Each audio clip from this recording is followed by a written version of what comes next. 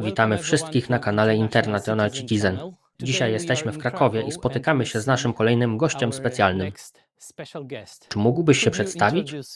Mam na imię Wes. Jestem Chińczykiem i Filipińczykiem, ale urodziłem się w Ameryce. Opuściłem Stany w 2020 roku, mając 25 lat. Przez kilka lat mieszkałem w Kolumbii, a potem przez jakiś czas w Azji, aż wreszcie od prawie roku mieszkam tu, w Polsce. Tak, na życie zarabiam na YouTube. Jestem YouTuberem. Produkuję również muzykę. Moja muzyka była wykorzystywana w programach telewizyjnych i filmach, a w Los Angeles byłem zawodowym pianistą. A teraz większość czasu poświęcam wyłącznie tworzeniu filmów na YouTube. Link do swojego profilu w mediach społecznościowych znajdziesz pod tym filmem. Kanał na YouTube nazywa się Wes. Jakie było twoje pierwsze wrażenie dotyczące Polski i czy miało na ciebie jakiś wpływ? Myślałem, że Polacy są naprawdę niemili. Nie będę kłamał. Bardzo dobrze. Wiem, ponieważ pochodzę z Tajlandii i Filipin, gdzie ludzie są bardzo serdeczni, prawda? A także w Kolumbii. Tak, Więc przeprowadzka tutaj to była ogromna różnica. A potem przyjechałem w samym środku zimy, a to jest moment, kiedy Polacy są najbardziej przygnębieni. Więc uważałem, że Polacy są naprawdę niemili. Ale zostałem tu przez rok. Zdobyłem polskich przyjaciół i byłem tu przez lato i miałem wiele doświadczeń od tamtej pory. Dlatego jestem bardzo przywiązany do Polaków. Jesteście mili, jesteście uczciwi. Jak powiedziałeś, jesteś człowiekiem słowa. To coś, co nadal cieszy się tu dużym szacunkiem. Dziękuję, że tak właśnie myślisz. Tak, bo jestem taki sam. Zgadza się. Jeśli powiem, że coś zrobię, nawet jeśli stanie się, to za miesiąc. Jeśli dam ci słowo, to słowa dotrzymam. To podobne do moich tradycyjnych chińskich wartości. Im więcej czasu tutaj spędzam, tym bardziej zdaję sobie sprawę, że wiele naszych wartości jest bardzo podobnych, szczególnie polskich z azjatyckimi, ale także słowiańskimi ogólnie, rosyjskimi, ukraińskimi i azjatyckimi. Mamy wiele podobnych tradycji. Kulturowo jesteśmy bardzo do siebie podobni. Jakie widzisz zalety i wady mieszkania w Polsce? Zacznę od dwa.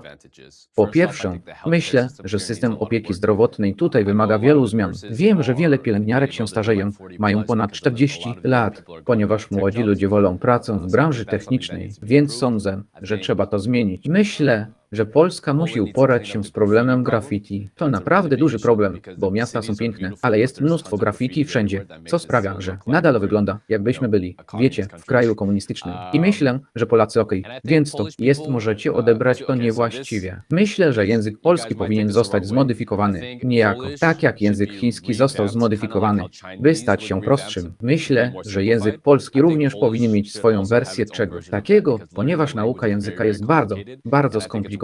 I uważam, że jest o wiele bardziej skomplikowany niż powinien być. Więc jeśli w przyszłości jacyś polscy językoznawcy zdecydują się trochę uprościć język, myślę, że pomogłoby to bardzo temu krajowi. Jeśli chodzi o pozytywy, uważam, że Polska ma bardzo silne wartości. Podoba mi się, że mężczyźni ciągle są tutaj mężczyznami i walczycie o swoje przekonania. A kiedy ludzie mówią, ej, musisz przyjąć migrantów albo azylantów, Polacy mówią, nie, śmiało, ukarajcie nas. Nic nas to nie obchodzi. Nie. I bardzo to szanuję. Więc Polacy nie boją się powiedzieć nie. Sądzę, że kraj ten rozwija się bardzo szybko. Jeśli spojrzysz na Warszawę sprzed 5 do 10 lat w porównaniu z teraz, to jest to całkowita zmiana. A w ciągu następnych 5 do 10 lat to się tylko zwiększy. Tutaj jest zatem duży potencjał. Myślę, że dużo osób z młodego pokolenia Polaków jest bardzo wykształconych, więc kraj rozwija się bardzo szybko. Ale kiedy młodzi stają się bardziej wykształceni i mówią po angielsku, przyjmują również wiele wartości z Ameryki i Zachodu. Widać więc cały ten feminizm i wokeness. Powoli to nadchodzi, widać to, tak? Niestety, ja to widzę.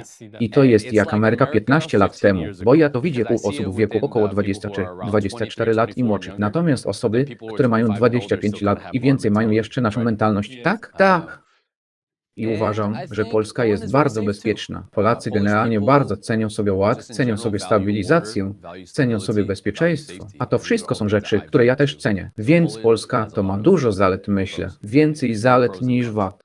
Włożyłeś dużo wysiłku w naukę, jak poznawanie, zrozumienie kultury polskiej.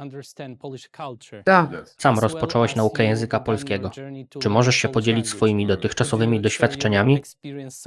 Jasne. Jak to oceniasz? Tak, okej, ja już mówię wieloma językami, więc dzięki temu mogłem opanować język polski dość szybko, w porównaniu do, myślę, osób, które znają tylko angielski lub jeden inny język. Myślę, że to jest bardzo trudne i uważam, że język polski jest niepotrzebnie trudny. Mandaryński jest trudny, ponieważ słownictwo jest trudne, ale struktury gramatyczne są dość łatwe. Polski jest trudny, ponieważ muszę nauczyć się nowego słownictwa i 1000 zasad gramatycznych, które wcale nie mają sensu. Dlatego jest to trudne, ponieważ wkładam wysiłek, by nauczyć się lepiej po polsku, ale w porównaniu z nauką hiszpańskiego, polski jest znacznie trudniejszy. Ale na szczęście znalazłem sposób na zarabianie na słuchaniu polskiej muzyki. Ucząc się polskiej kultury, co zachęca mnie, bym robił to częściej, ale myślę po prostu, że jeśli emigruję do nowego kraju, moim obowiązkiem jako emigranta jest dostosowanie się oraz nauka kultury i języka. To mój obowiązek. To nie Polska ma dostosować się do mnie. Moim obowiązkiem jest dostosowanie się do Polski. Możesz opowiedzieć jakąś historię, która przydarzyła ci się w Polsce i która cię zaskoczyła i którą pamiętasz do dzisiaj? Oczywiście, polska gościnność jest bardzo miła. Każdy Polak, którego poznałem, był szczery. A gdy pojechałem do na przykład odwiedziłem Gdynię. Odwiedziłem Gdańsk. Miałem tam miejscowych, którzy oprowadzali mnie po okolicy. Gościłem nawet u kogoś z Gdyni. I w Sopocie też. Poznałem faceta, który mieszkał w Gdyni. Oprowadził mnie po Sopocie. Tak więc, za każdym razem, gdy prosiłem o pomoc Polaków, polska gościnność okazywała się legendarna. I to nie bez powodu. Do tej pory mam tylko dobre doświadczenia. Czy masz tutaj wielu znajomych?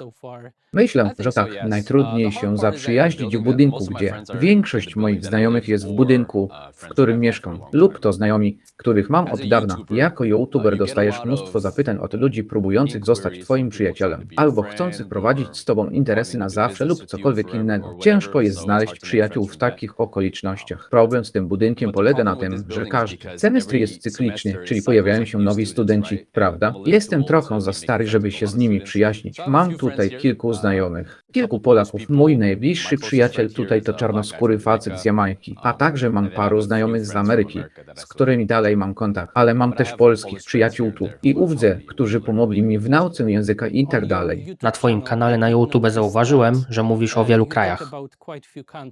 Który czujesz najbardziej w sobie?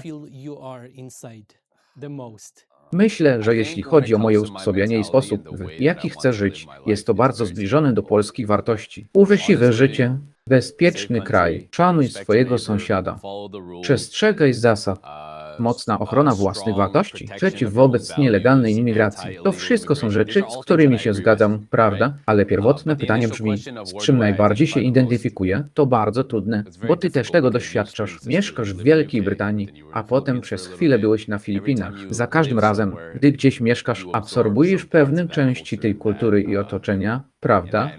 Tak więc, tak naprawdę identyfikowałbym się jako Amerykanin, ale sposób, w jaki zostałem wychowany, był bardzo chiński, ale nie żeby. Kiedy poznaję kogoś z Chin, zwykle mamy dwa zupełnie inne doświadczenia, dlatego nie czuję z nimi więzi, mimo że wyglądamy podobnie. Ale potem spędziłem dużo czasu w Ameryce Łacińskiej, wychowałem się w Los Angeles wśród licznej społeczności meksykańskiej, dlatego kocham Latynosów i Meksykanów. Mój najlepszy przyjaciel jest Meksykaninem.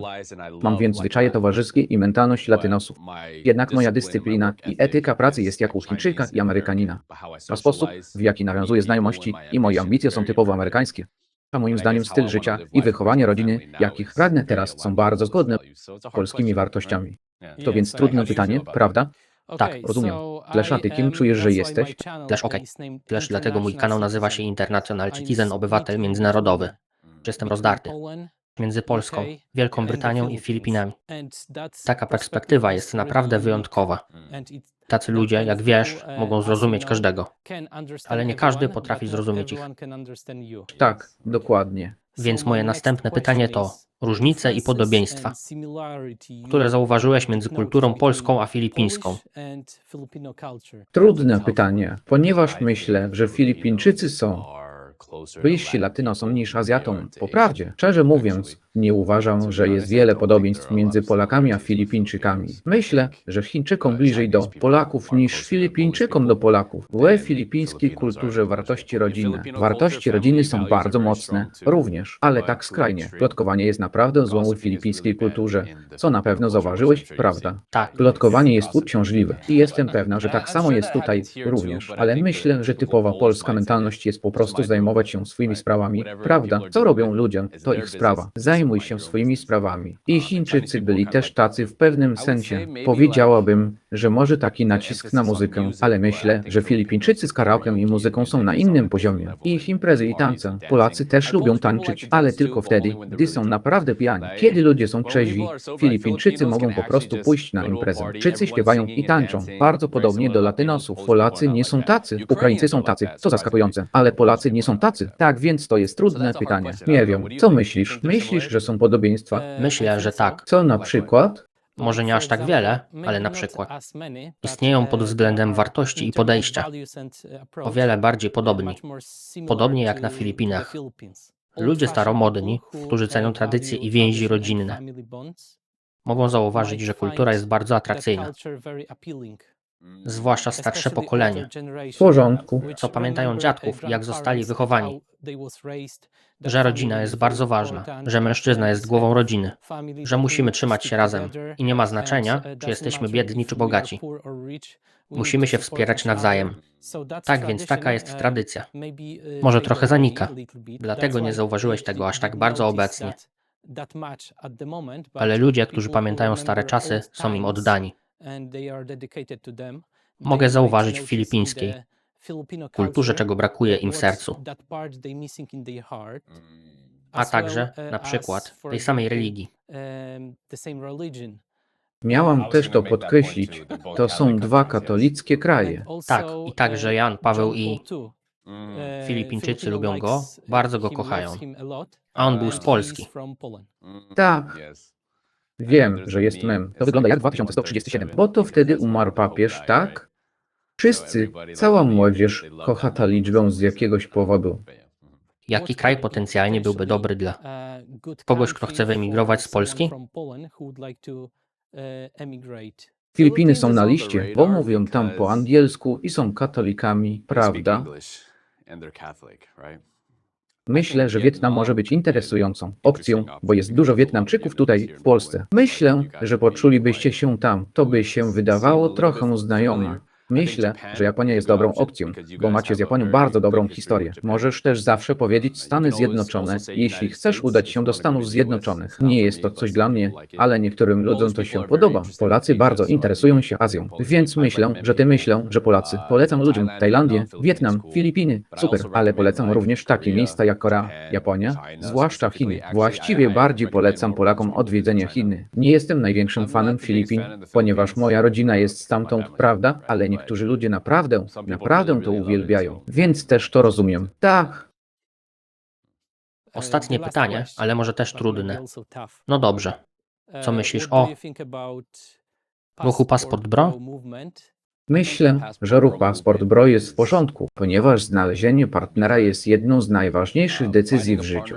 Jeśli chcesz przeprowadzić się do innego kraju w celu kariery, możliwości finansowych, to w porządku. Ale jeśli chodzi o możliwość znalezienia lepszego partnera, nagle ludzie się na to wściekają. Myślę, że to niesłuszne. Myślę, że to całkowicie w porządku. Problem polega na tym, że bycie Paszport Bro oraz bycie turystą seksualnym są teraz łączone. Ludzie myślą, że Paszport Bro są po prostu turystami seksualnymi, ale to są całkowicie różne rzeczy. Jeśli jedziesz do nowego miejsca szukając związku, chcąc dobrze traktować kobietę, to wszystko jest w porządku. Myślę, że to jest całkowicie w porządku. Myślę, że Filipiny są dobrym wyborem, szczególnie dla białych, ponieważ w Azji jest wielki kult białych. Będę po prostu szczery. Jeśli więc udasz się na Tajwan, do Chin, Korei lub na Filipiny jako osoba z białym kolorem skóry, będziesz się wyróżniać i otrzymasz wiele lepszych opcji. Problem z ruchem Paszport Bro jest to, że wiele osób udaje się do biedniejszych krajów, żeby spróbować znaleźć kobietę. Problemem z tym jest to, że nie wiesz, czy kobieta